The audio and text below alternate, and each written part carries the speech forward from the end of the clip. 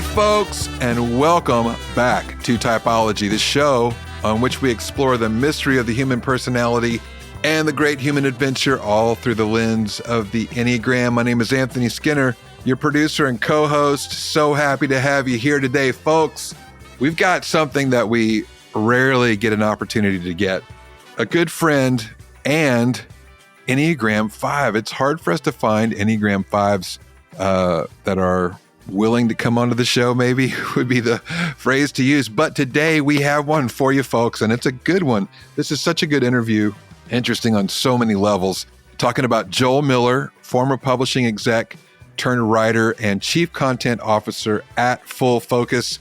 With over a 20-year career, Joel has helped shape countless voices and ideas in the publishing world. He now runs Miller's Book Review on Substack. Make sure you check that out, where he celebrates literary culture and the power of books to shape the way we see the world. This is also the topic of his brand new book, which drops in November of 2025. So it's just coming up, The Idea Machine: How Books Built Our World and Shape Our Future.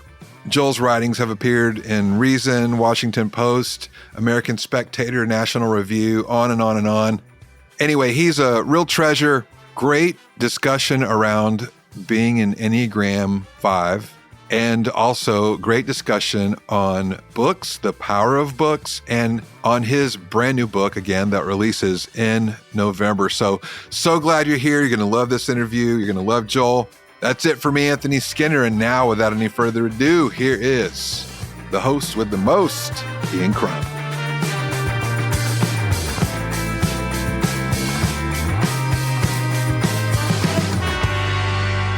Hey, Typology friends, welcome back to this amazing conversation that we've been having for almost 10 years now with countless people about their Enneagram types, how they see and experience the world, and how they're growing in their self-understanding and toward becoming the highest expression of themselves. Today's a really important day because it's not all the time that I actually get to have someone that's a dear friend on the show. And today, holy smoke, not only do we get someone whom I deeply admire and love on the show, we also get an Enneagram 5, by golly, and they are hard to get out of the woods and out into the open. And I am so excited that my friend Joel Miller, author of the new book, The Idea Machine: How Books Built Our World and Shape Our Future, is here with us. Joel, dude, walking partner, how you doing, man? I'm awesome. I cannot believe I'm here. I'm so grateful to be. Man. And look at you. For those of you who can't see, are listening without, maybe not on YouTube or something, you can't see the picture, but right behind Joel is a wall of knowledge, books. And, you know, as always happens, okay, we just had an Enneagram 3 on the show. Off the chart, like off the leash Enneagram 3. Wonderful person, Jenny Wood. She just wrote a book called Wild Courage. What was the subtitle again, Anthony? It was like how to get what you want in life, how to chase what you want in life and get it. I mean, it was just like that, the title tells you everything about the type, right? Yeah.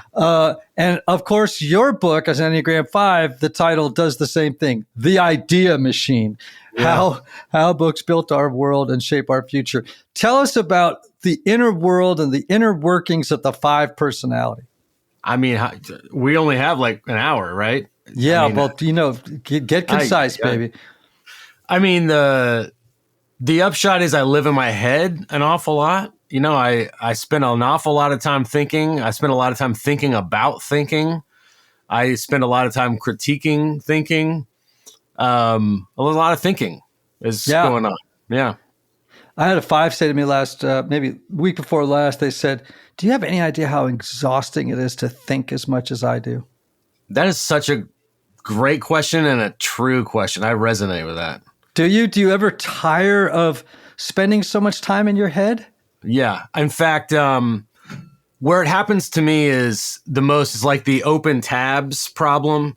Like on a browser, I've got, this is ludicrous to admit, but this is a true fact. On my iPad, which is my primary computing device, I use an iPad Pro primarily.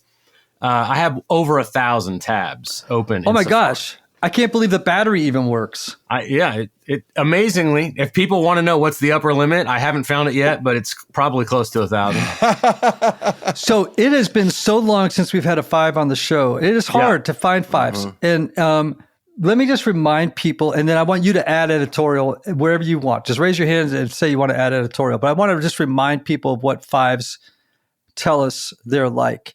So they're called the investigator. Oftentimes they're called the observer. Some teachers call them the thinkers, which I think is a little reductive, but they're motivated by a deep desire to understand the world while minimizing dependence on others, right? They're analytical, cerebral, most analytical number on the Enneagram. They value knowledge, privacy, and autonomy. They seek mastery and self-sufficiency as a way to feel safe and competent in a world that can feel intrusive or overwhelming. What would you add to that? Well, let me play off a few things that you said there. One of the things that's hard about these kind of descriptions is they can be kind of crayon-y. You know, they're Right. they're a little bit rough. But the autonomy thing for me is really true. I really loathe having to do things I don't want to do. I loathe the very idea of other people having the kind of authority that can lord it over me. I just want to be left alone. That is like kind of my primary mode of being. I love humans. I love several particular ones, an awful lot, and you among them, Ian. And I love to be able to be with people. I cannot imagine like an isolated life, but I also don't like the idea of being coerced into any kind of social anything. So that bothers me a lot. I would much rather everything be free and open among people. And that way I can participate if I want to or not if I don't want to. And I'd like to give everyone else the luxury of doing the same thing, if at all possible, of course. Yeah. So to me, personal autonomy matters a ton.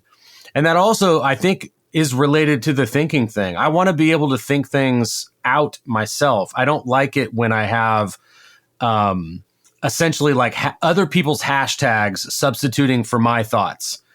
That doesn't satisfy me at all. When I start seeing phrases or just arguments that trend, I immediately go the other direction. Just before we got started, we were talking about a book that a lot of people are talking about right now. And I mentioned that, I disagree with every page. A part of me is probably doing that because so many people are speaking so well of it. So there's a part of me that wants to know, like, well, what's wrong with it? I don't know that that's fair in any way, but that is almost like a knee-jerk reaction I have to have an independence. Interesting. So do you actually just confirmed what I said, right? Like that the world feels demanding, right? No, very much. And intrusive, right? And you want autonomy and not have to be answerable. Yeah. Especially to necessarily being thrust into social situations or things that you just don't, you have so much bandwidth, right? We oftentimes say that fives do a much better job of observing life than participating in it. Yeah, I'd say that's probably true for me. What does that look like for fives? I can't speak for all fives, but I can speak for myself. I think, I'm happy to kind of watch things happen. I can be provoked into being involved. And there are times where I know I need to be involved and I'll involve myself. But other times, most people got it handled. I don't need to get involved. Most people are busy making a big enough mess of a situation that I don't need to get involved. I don't even know how I would fit in necessarily. So I tend to kind of just like stand back and see. The older I get, the more I'm like that. I used to be much more antagonistic and willing to kind of scrape with people around an argument or anything like that. But the older I've gotten, the less value I see in doing that. And the more grief I personally feel in doing it. And so I don't really like doing that very much anymore. I love hanging out and just, talking with people and so on, having conversations. But I'm not really keen on, I don't know. I'm rarely up to my elbows in life. I'm probably up to my ankles. You can put it that way. Right.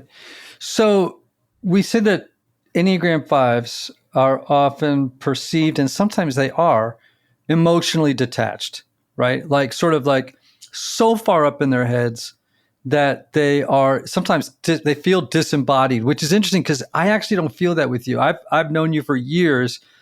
You're very actually in touch with your body. You're actually somebody. I mean, we go hiking together. Right. You have a very thought out, dietary regime, and you're really, so you're actually pretty in touch in that regard. But what do you say to somebody that feels like that would say this? I'm going to overstate it. That Enneagram Fives are out of touch with their hearts. Well, I think there's some truth to that. I wouldn't outright deny it. I think the truth is I often feel my emotions indirectly or at a remove. So sometimes an event happens and it will affect my wife much more dramatically than me. Right. Who is a 4? Who's a 4, right.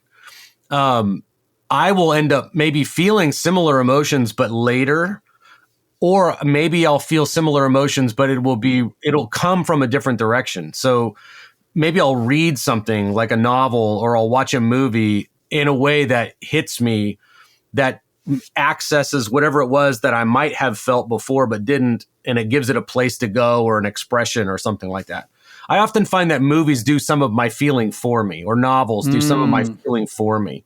Like they help give a voice or an expression to something that I'm feeling. Interesting. Because I don't experience you as being emotionally unavailable, or, I mean, when we're out together walking, hiking, stuff like that, we often talk about ideas, right? Which, we love to talk about books. We love to talk about writing. We love to talk about stuff. But periodically, I always notice that when I get in the car after a walk with you, that we at some point along the way dipped our attention into the realm of emotions or some experience that was very personal. That is very easy for me as a 4. Is it as easy for you as a 5? Yeah, I think sometimes. First off, you're a safe person for me. Like, I trust you. I also know that the more I'm open about those things, the more benefit I get from relationships and having the communication to begin with. It's like I would never be served by holding that stuff back. And so I tend to just get into it with you because I trust you and know you, and I'm thinking about those things often. So that's kind of how I would process that, I think. And he's going to go there anyway, so you might as well get it over with, right? Yeah. If we're absolutely honest, that's what there's that. Might as well knock this one out. So one of the things that interests me about 4s and 5s is that we are at the bottom of the Enneagram. So those of you who are not looking at it, who are familiar with the Enneagram diagram, you know that there is this big gap between 4s and 5s on the bottom. That's larger. It's a larger space between the two types than any of the other two types on the Enneagram. And we talk about that big gap at the bottom of the Enneagram. We call it the big abyss or the great abyss. Because when, speaking specifically of 5s, when they're stressed or depleted, right, they can become kind of cynical or even nihilistic. And we call that the big abyss because 5s can, it's interesting how many 5s, end up becoming fans of Nietzsche, right? Like that makes sense. This kind of like world where it can kind of go dark, like go to a really unhealthy place. For 4s, it's almost like emotional overwhelmment. And it's almost like for the 5, something else happens that makes them look down the abyss into the dark hole of life. And it really can be like, the only word I have for it is nihilistic. Have you ever had a season of life where you were staring down the abyss? The closest I've ever had to that in that kind of way, I mean, several things you said there, I want to come back to in some form or fashion. But yes, but it was only a one period of time. And it was, I had been married and divorced. And in that period of before I remarried, I think a lot of sort of foundational stuff in my life got rattled pretty badly, and I just didn't know which way was up anymore. And I remember at the time in particular thinking, as I was really struggling with my faith and everything else, like it would have been so much easier to be an atheist. I kind of wished I could have been an atheist in that moment because I did not have fond thoughts about God, but I also couldn't stop believing in him for whatever reason. And that was the darkest I think I'd ever been, emotionally. Something though that you said about the distance between 4s and 5s that relates back to the last question is I tend to think I have a 4 wing, however you end up noticing that or thinking about that. And I do think there are times where that is very much available to me. And when it is available to me, it just feels very natural to me. And like it feels core to who I am. And so as I was kind of like belatedly continuing to process the last question, I wonder if that distance thing is like in my case, overstated. I don't know. Like I don't feel that far from 4s. I've always related very closely to Megan and her feelings, my wife. I've never had an issue with that. And I've never felt like that's the fire hose and I got to stay back, or anything like that. Right. I've never felt swamped by that from her. So I don't know exactly how to process that. Like, where does that go? But that's a reality for me. So that's interesting. Stereotypically, you don't feel 5 with a dominant 4 wing to me. Stereotypically, right? Sure. Oftentimes 5 with 4 is very quirky, really quirky. Yeah. And 5 with 6 is a little bit more socially, how would I say this? Adept. You know what I mean? Like a lot of times 5 with 4 they may be the most eccentric number on the Enneagram. And I don't know that I would say that I'm that eccentric. No, you're not. Maybe that's not happening. No, I would say that's what I'm saying. I've always experienced you more as a 5 with a 6 wing. Yeah. And part of that is you are nonconformist, and that's fairly typical of 5s, right? You are nonconformist, but you also have a slightly more, I think you're more socially aware than a lot of 5s with 4s are. Okay. I also think, and attuned to what's happening. And also, and again, I'm talking in generalities here, but you also, I would say that nonconformist side feels more 6 to me. The questioning of authority. Yeah. The sort of suspicion of authority, not being influenced by trends or groupthink. Now, which could be 6, phobic 6, but not counterphobic 6. So I don't know. You have both wings, right? And so you may be more balanced than some 5s are, where you have ready access to both. Well, I think what has really just happened here is that this is breaking news that we have just discovered that I am a 5 with a 6 wing. Well, and we can cut this out, but we've had conversations about anxiety in both of our lives. Yeah. Right. And the role of anxiety. And now it doesn't mean that, just because you're anxious, you have a 6 wing, but it is something to pay attention to, right? Yeah. Like an undercurrent of anxiety might indicate more of a 6 wing than a 4 wing. Yeah. If you were to say to me, I struggle more with melancholy and feeling, I might go, oh, that's a little bit more 4-ish than it is 6, so just something to think about. I think that's to be explored, but you have access to both of those energies. So, it doesn't surprise me. I want to talk about this new book. Yeah. The Idea Machine. So I loved it. And I read, obviously a galley of it before it dropped. And I love this book, but I got to say, it is one of the most 5 books I've read in a long time. It is a 5. It is all 5, man. We are talking about, I went back and I looked at the pages of footnotes at the back of the book. And I was like, oh my gosh, there is so much research in this book. It is staggering, just staggering. And just give people the 2-sentence description of what the book is about. And then I got a bunch of questions. Yeah. Well, the big idea is this, that we're surrounded by books. I'm literally at this moment surrounded by books, but books are just a ubiquitous part of our life. And we're so used to them, we don't think about actually what a revolutionary information technology a book actually is. Like when we think of technology, we think of our laptops, we think of, things that are much more high tech. But a book is a technology, and it's not only a technology. If you think about the history of our world and of our civilization, it has been an essential technology. And so I kind of wanted to tell that story. I've been infatuated with books since I was a kid, and I just thought it's time that someone gave books their due. I'm going to look at it from basically the beginning to now, and I'm going to look at it through this one lens of the book as an information technology.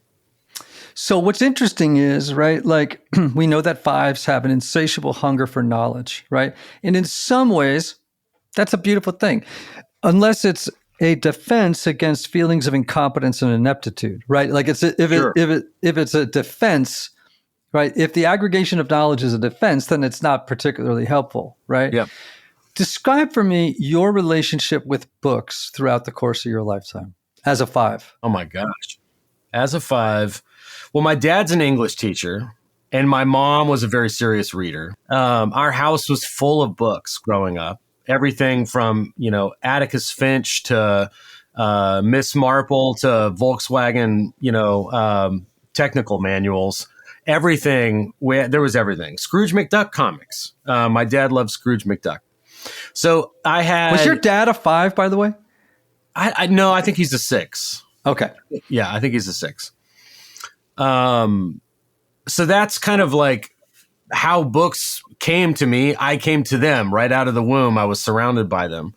And throughout my teens, I read a lot. I was just thinking about this the other day. Somebody asked me about maybe the most important novel I read growing up. And I was trying to figure out what that was. And I came down on two, possibly.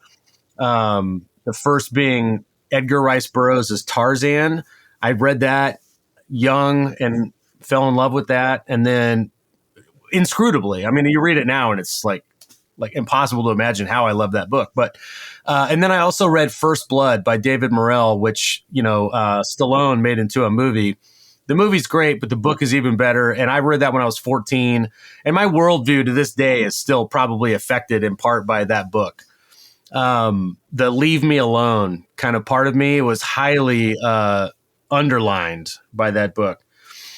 And then nonfiction. I really, really love and have loved my whole life nonfiction. And so I think to your point about information aggregation, history, economics, politics, theology, I have gravitated towards that world ever since beginning to read seriously in my late teens and into my 20s, probably thinking at some level that I was ordering the world by doing this, that I was creating a structure for all this random stuff going on around me. I could now understand it. I could now have a theory, like a working theory of how it all fit together. The older I've gotten, the more I recognize that's not really possible. And I tend to read a lot more fiction now than nonfiction. But at the time, that I was like building kind of a conceptual model of the world through all this nonfiction that I was reading. And, that worked for me really all the way up until my mid 40s. I mean, I'm almost 50. I'll be 50. I'm not sure when this airs, but I'll be 50 at the end of this year and at the end of 2025. And really in the last few years, I've started to read voraciously fiction in a way that I'd never had before. I've read fiction my whole life, but I never at the level that I've been reading it recently. And that's been wonderful for me. So you have a passage in the Idea Machine, right, where you talk about note-taking and marginalia, right, and extending the boundaries of the mind. And that feels like a very five activity, right? Like collecting and synthesizing complex systems and knowledge.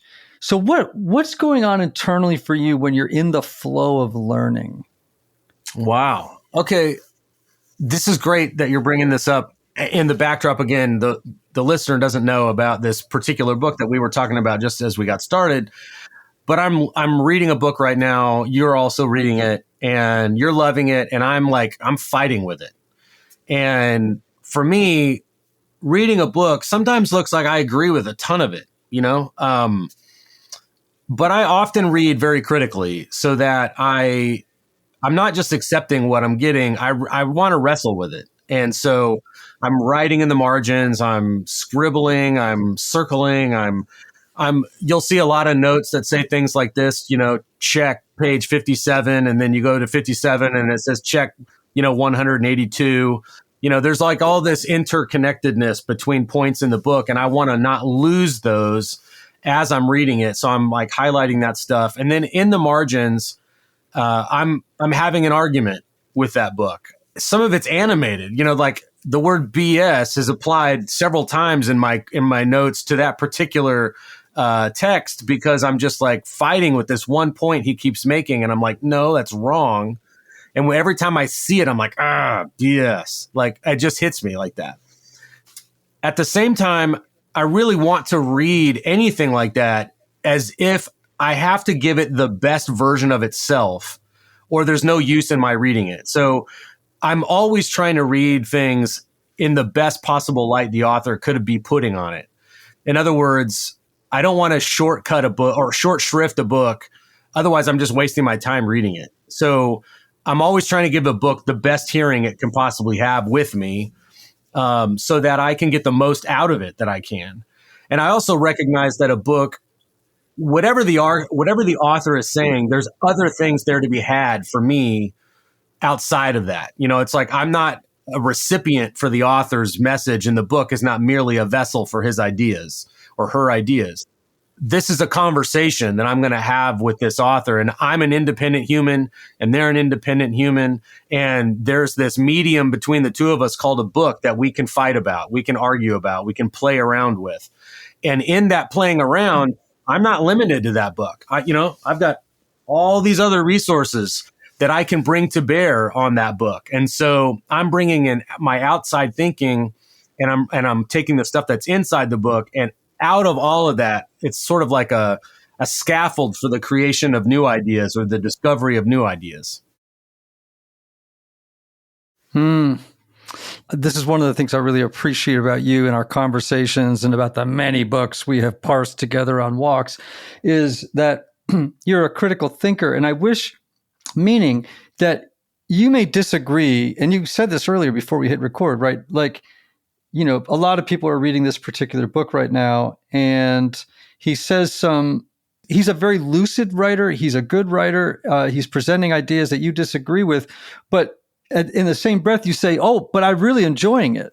Yeah. Like it's so interesting because you and I both have some, experience in the faith-based world. I get so discouraged, if not annoyed, when I meet people who put a book down the moment they read something they disagree with, as if it has some kind of like spiritual power to wreck them.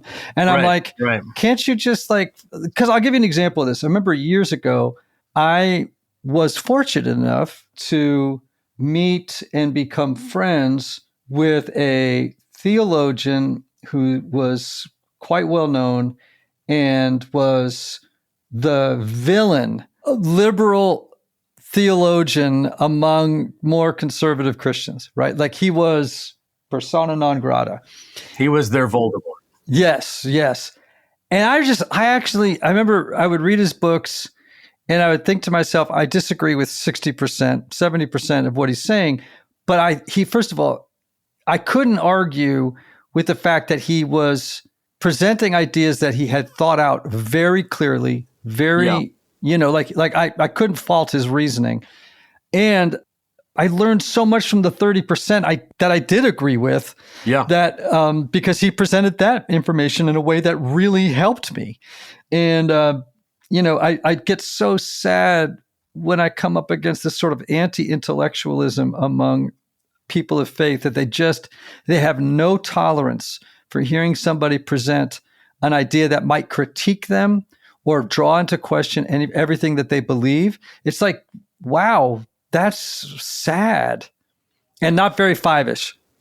Yeah, I sort of think about it almost like it's a do unto others kind of thing. I don't want people to dismiss me.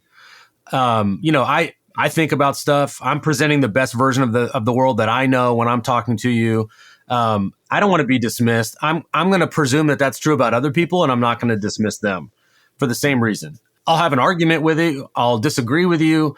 If I keep hearing the same points over and over and over again, I might roll my eyes. But I mean, like, I'm not going to dismiss you. You're a human. You have an opinion.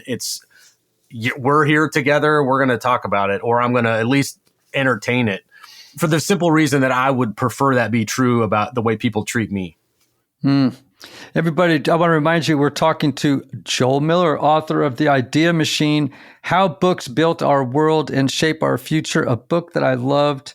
If you are a bibliophile, you are somebody who loves books, you will love and treasure this book because it will help you understand the history of books, where they came from. And I'm telling you, if you're a 5 and you love research, this book is so researched, it will blow your brains. I mean, we're going to go everywhere from the Civil War to, the Stoics to, I mean, it's just, it goes all the way back it's to all the in first there, books. really. Everything there is in there. Everything in the world is in this book. It's all in there. Book List just reviewed it, and it hasn't published yet. It publishes November 5. And so by the time this comes out, it'll undoubtedly be out there. But I got to see a quote from the review yesterday, and they said that I was a master of synthesis, which made me very excited, and I think absolutely captures what I was doing with all those sources. Well, that is actually a description of a 5. And actually, interestingly enough, also the description of a 7. Like 5s and 7s are both very good at synthesizing complex bodies of knowledge. The 5 has an advantage, which is focus and tenacity, kind of a dogged tenacity. Yeah. But 7s, when they have it on the fly, it's pretty amazing to watch. You have a thing you've also written in the book about the danger of too many books, right? Like information overload. And I'm wondering if, when I read it, I was like, I wonder if that mirrors something in your own experience, like when knowledge gathering becomes a defense or sort of a misguided kind of a disordered love, to use like Augustinian language, right? Rather than a source of connection or creativity. Like, how do you figure out the line between too much knowledge, information overload? Yeah. How do you deal with that? So Mary Shelley's Frankenstein, near the beginning of that, there's a comment where, not the beginning exactly, but like first third of the book, there's a spot where Frankenstein mentions to his interlocutor that whenever study becomes so involved that you are separating yourself from the regular rhythms of life, then it's a problem. And I think that that's basically true. If I'm shutting people out, if I am retreating behind a screen or behind the pages too often or too much or to the exclusion of my family or things like that, then it's gone too far. I think there are some practical versions of that too. So that would be more like a soul formation problem, a soul deformation problem. There's just practical versions of it too, which is like, if I'm surrounded by too many books and they're not in order, it's hard for me to think, and so I have to keep like my library or working space or whatever in some degree of order, or I feel like all of that stuff is like, it's like this. Here's how I think about it. If all of this helps me because it's like external thinking, it's like scaffolding for my own mind. If it's out of order, it's like my own head is out of order. And that's totally how it feels. So if I've got too many books out, if I've got too many like open tabs in my own head, like these are projects or things I'm studying or working on or whatever, if I have too many of those things, after a while, it feels like, oh my gosh, I can't even think anymore. And I have to literally like just go put stuff away in order to like regain a sense of myself. Yeah, actually, it's so interesting because as you were describing that, you were describing what a 5 sounds like in stress when they go to the low side of 7. And then they become distracted, disorganized. Their thinking becomes sort of nonlinear. They become overwhelmed. Their speech becomes pressured and logic starts to disintegrate. I've been there. I mean, everything you're saying right now, like this week. Yeah. Really? Absolutely. This week? Oh yeah. I mean, there's just so many things happening, and if I'm not mindful of it, it just sneaks up on me. And all of a sudden I'm like, oh my gosh, I'm driving myself insane. Yeah, but so, in the book you describe how throughout history, books have been technologies for connection, right? And what you're describing there a little bit is how fives can use knowledge or books or whatever the source is as a way of buttressing disconnection, right? Like, in other words, like it's reinforcing disconnection because oftentimes fives, at least they tell me if I'm wrong, they look to knowledge and information to give them what other types would look for in relationships, namely love, a sense of safety, a sense of mastery, a sense of connection. Like, do you ever have emotions like where you intentionally say, okay, I have retreated too far. I have isolated too far. I am too far into my head. I am too far into books. I'm too much, and I need to actually force myself into a place of connection.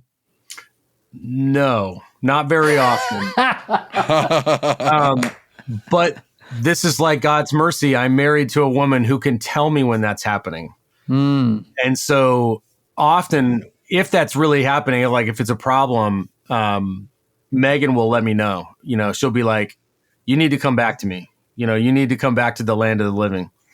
And I'm not aware that I'm in that deep, or I'm not aware that I'm causing a problem by being down into something too deep or whatever, but she will let me know. She's very gracious about it. But it's one of those things where I occasionally will notice that, but she's much more attuned to it. She will notice it quicker. So imagine for a moment, I was just trying to imagine this just now. If you weren't married and you didn't have children, what would your life look like? It would be sad. I mean, it would be sad. I think first off, my children are a delight to me, and just the amusement factor alone with kids is worth it, but, everything that they do to call you out of yourself. Well, I get to experience that in ways that I need. And the same is true with my wife, only, probably triply so. And so if I imagine my life by myself, I probably would have developed a handful of poor coping habits. I mean, I know what this looks like because I was divorced and separated for a couple years, 2 years before I remarried. And I smoked a lot of cigars in that time, which, by itself might not be bad. But when you're talking about 5 or 6 a day, that's probably not good. I could basically hole up all day and read and write and not see a human. And then, 3 days into that, be like, my gosh, I feel lonely. I wonder why. My people saved me from myself in that regard. Yeah, it's just amazing that you're married to a 4 who is so emotionally attuned. And of course, I know your wife and I know that she is, has the courage to call you out and say that the kinds of things you're saying, right? Like you got to come join the land of the living. It's kind of a magical combination really for you in terms of like, it's an example of like you married the person who's saving your life. Oh, 100%. 100%. Marriage can be, definitely ought to be a saving relationship. And for me, it definitely is. So let's imagine for a minute, I'm a 23-year-old 5. And I ask you this question, as a 23-year-old 5, I ask you this question because let's imagine you're my mentor. And I say to you, how do I move from information to intimacy? Like from hoarding ideas to sharing myself with another human being? Like, what would you tell them from your own journey? I mean, I would say intentionally seek out relationships and friendships, and don't retreat from those for long. Always have people around you.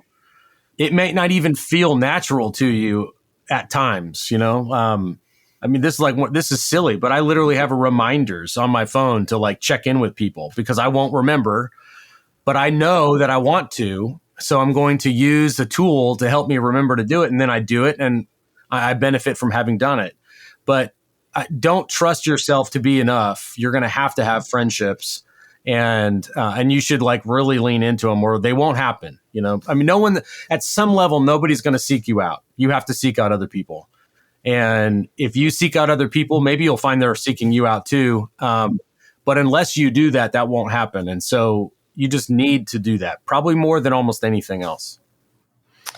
Kurt Thompson said something once that I thought was pretty compelling to me. He said, Ian, everybody comes into the world looking for the person who's looking for them.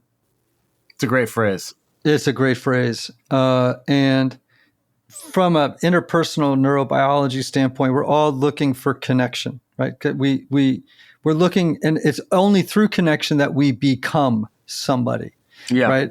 I think you're absolutely right. Do you feel like that is as true of you as that you came into the world looking for the person who was looking for you? Like, does that sound like a 5 to you, or is that something a 2 and a 4 and other types would? I think, if I'm honest, I think a 5 might be oblivious to the question at some level. I don't think that. I mean, I can speak for myself. I don't come like relationally first usually. I'm a little bit more self-contained than that. And, for better or worse, sometimes it's great. Sometimes it's not so great. I've just mentioned all the ways in which it's not so great. So I have to be a little bit more intentional about that, but I definitely know that I need other people. And I have felt that not only socially, but like romantically with Megan, or in that kind of deeper, marital way where I just know that I need a partner in life. And I knew that, down to my DNA. And when I saw it in Megan, I also knew immediately that was who I wanted to be with, and pursued her wholeheartedly. And she happened to be looking for me, which was amazing. And so we got married, which was also amazing. But I think that framing of that question, the way, or the framing of that statement, the way that it was made, I think a lot of us might be oblivious to it. We might not even recognize that that's what we need, or that's what we're doing. Yeah. So, finally in the book, you kind of argue that books don't just preserve ideas, right? That they generate them. And I'm wondering, like, is that just also true of people, right? That sharing what we know and who we are is how we keep creating meaning in the world. Yes, 100%. Same. There's this simple model, what is it? It's Hegel, right? Where you've got thesis and antithesis and synthesis. And he used that to talk about big historical, movements or whatever. But that's called like having dinner with people. That's happening every time you have a conversation with somebody. You are busy taking the things that you know, and they're busy taking the things that they know, and we're sticking them together. And out of that is new stuff's going to come. And we get to have that relationship with books. We get to have that relationship with people. Humans, like brains, just do that. Brains come together and brains generate new stuff. And it's fun to be involved in it because sometimes those ideas are like really novel. They haven't been thought of before. Other times they have been thought of before, but not by you. And so they're fresh, they're interesting. And so they're invigorating. And I think that anytime you can have books in your life that are like that for you, or most importantly, people in your life that are like that for you, you're going to have a much richer life. Now, I may be totally biased in terms of my thinking about how invigorating ideas are, how invigorating thoughts are, but man, it's a thrill. And if you can be hanging out with the kind of people that generate great ideas or help generate great ideas, I mean, that's amazing. That's half the fun of life right there. It is half the fun of life. I'm with you. That's awesome. What's one idea that pulled you out of your head into your heart? Oh man, I'll tell you one for sure that I have never stopped thinking of since the minute I read it. When I was divorced, I read a lot of novels that period, some of them not very helpful ones. One should never read Walker Percy when you're in the middle of that. Not real helpful, especially Lancelot, just to be clear. But I read The Road by Cormac McCarthy, and you wouldn't think that would be a great book to be reading in the middle of a dark time either. Yeah, really. But there's so many beautiful and uplifting passages in that book, including one where the son and the father, they've had this kind of ongoing conversation about like good people and bad people. And there's a lot of bad people in the world. There's not very many good people in the world, but they're out there. And there's this scene where the father refuses to help somebody. And the kid, and it's dangerous to help somebody on the road because the likelihood that they will kill you and hurt you is very high. But the kid suspects that there's something off here. And he says to the father, like, I thought you said there were good people in the world. Like, how come we're not helping these people? Like, where are these people that are good people? And the father says, they're out there. They're hiding from each other. And I have literally never forgotten that. And that was a profound moment when I read that book and that phrase, because from that minute on, I stopped being cynical about other humans. I just said, you know what? I may never know what anybody else is thinking, but I can just assume that it's probably good and that their disposition towards me is probably good. Because if I don't assume that, I will act like the father and be so protective that I miss the benefit of actually connecting with people. And on the opposite side, if I'm wrong and I do get hurt, I was anticipating that anyway, right? So it would be a lot better for me to just risk it and just trust that people are good and enjoy company and be with other humans and love other humans. And just like, if they turn out to be scumbags, that's their problem, So I just decided from that minute on that I would never think cynically about other people. Right. And actually cynicism is part of that abyss that I was talking about earlier for fives, and where they can tip into an intellectual cynicism, and distrust of others who perhaps might demand too much of them. One last thing that has always intrigued me, and it's also true of a subtype of sevens. I meet a lot of fives who have a natural bent toward mysticism, which is very curious to me. Like, you would think that all fives would be very drawn toward theologies or spirituality that is much more cerebral than it is experiential, what's going on there with fives? Yeah. And is that true of you too? Totally. I grew up in a conservative Protestant background. I mean, the 5 points of Calvinism were a thing, not just the 5 points, but the institutes were right there. Like, the Westminster Confession as kind of heady as you could get. And I found in my late 20s that it was not meaningful to me in a spiritual way.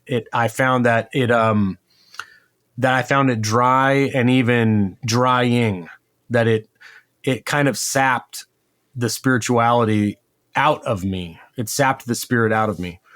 And it took a long time to actually find what I eventually, moved towards. And those were very dry years. Honestly, they were hard years, spiritually speaking. But what I find in liturgical faith, specifically the Eastern Orthodox Church, is I'm not actually there to think about it. It's not there to be thought about. You're there to participate in it. And the participation itself is so incredibly moving and so incredibly life-giving that, there's theology there. You can learn a whole lot of theology from the Eastern Orthodox Church, but that's not the point.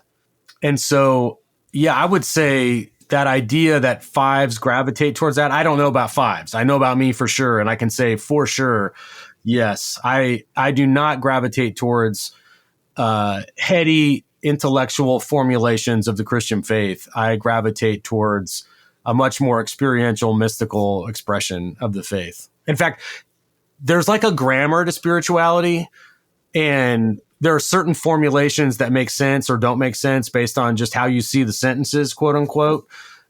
And like the grammar of mysticism actually makes sense to me. I don't know that I can actually understand Christianity outside of that context any longer. So interesting. Like because we would think that, again, talking in stereotypes, not types, that fives be drawn again to like Reformed theology or to things that are very systematic theology versus, having an appreciation for the more mystical, contemplative dimensions of faith. And yet, fives and 1-to-1 sevens, what's your subtype? Do you know? I don't know. Yeah, possibly a 1-to-1 five, because 1-to-1 fives are really like very drawn toward Catholicism, Eastern Orthodoxy, Zen Buddhism. But of course, that's a terribly cerebral kind of system of belief. But I'm always so curious. And also, I've always laughed because, all right, so we started off by talking about this author. The author we're talking about, everybody, that we're both reading the same book by Paul Kingsnorth called, the title is Against the Machine, on the unmaking of humanity. Yep. And okay, by the way, as I'm reading him, I'm thinking, this guy's a 5. And he was drawn toward Eastern Orthodoxy. Yeah, he's Orthodox too. Yeah, and I just laughed because and I think he's clearly influenced by nature mysticism, right? Like, oh yeah, totally. Which is so 5. Like, I'm like, oh, it's just so interesting, right? Like that certain people just have these sort of, I don't know even how to say it, but grooves. And the needle just falls naturally into the groove and starts to play a song, yeah. and they're just often going with it. So I oftentimes want to get people to see beyond our stereotypes of types. And that's just one example for fives where I'm like, do you know